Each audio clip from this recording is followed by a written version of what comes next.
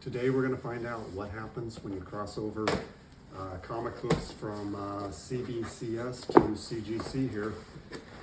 In particular 9.8 graded comic books. So I submitted 5 of them for crossover. These are all books I got over the years, and I was going to eventually cross them over from CBCS to CGC, and it seems like based on the current year's events, now is a good time to do that. So I crossed them over, got a little discount from CGC to cross them over, and let's see what happens.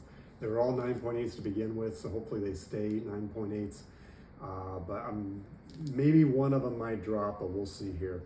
Here's a G.I. Joe 119. It's one that kind of getting near the end, but not quite at the end. But one of the harder issues to get, a low population. I think this issue's in maybe has mid-20s in population count. So this one crossed over. So there's one there. And all these books, they were obtained well below prices for what the CGC equivalent slab would go for. So that was my main motivation in getting a lot of these books. We got a G.I. Joe 36, stayed at 9.8. This is a nice Michael Golden cover here. So that's good, we're 2 for 2 here.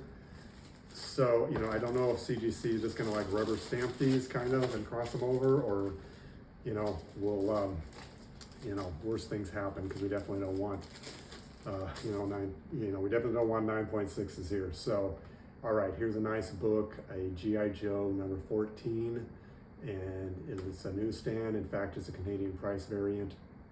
So this is a nice one here to add to my collection. I think population count on this one is around 20, because it's fairly popular, because the first Destro cover there and so on. So that was probably the biggest one in here for me, that I was worried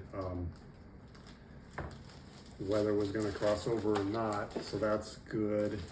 Now the next one, we got a G.I. Joe number 9, one of the early issues, and this one crossed over also, 9.8, and it previously did have off white to white pages, so that stayed the same also. This one actually had a CBCS, it actually had a grader's note from CBCS, talking about maybe tiny staple tear or something like that. So I was a little bit, this was the one I was most worried about, whether it was going to maintain the grade, but it does, so that's great. So we're 4 for 4 here. And the last one here, going to be 5 for 5, is a G.I. Joe number 7. Again, it's a newsstand. It's actually, this is also a Canadian price variant.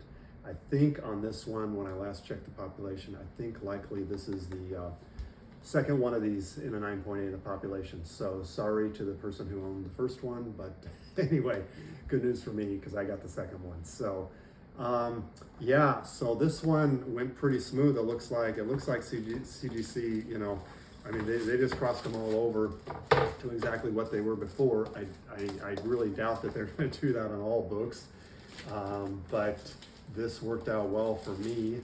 I don't know if I plan to buy any CBCS slabs for cheap and try to cross them over at this point, but this was definitely worth it. I'm very happy with the outcome here, though I'm still a little bit leery that this is not always going to come out this clean. But anyway, thanks for watching, and I'll see you around.